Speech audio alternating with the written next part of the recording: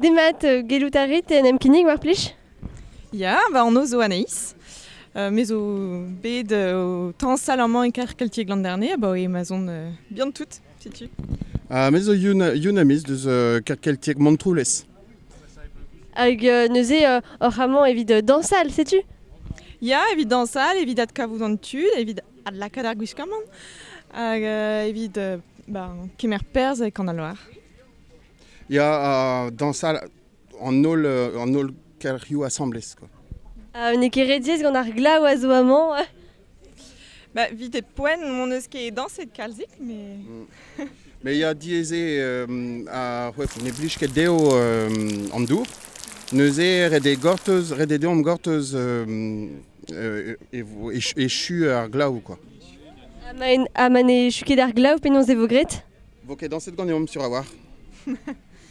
Pe gant an disglavier, marteze. Ya. Kollet vo. Prez de war nor neuze evit dansal?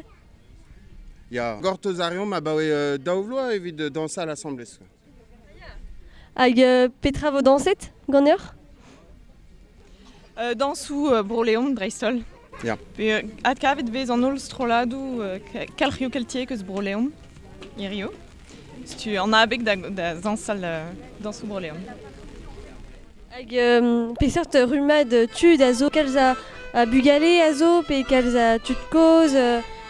Ad kavet vez a bep seurt ben a fin, bez eus stroladou bugale, l'er ma vizin kalzik a war, memes ra.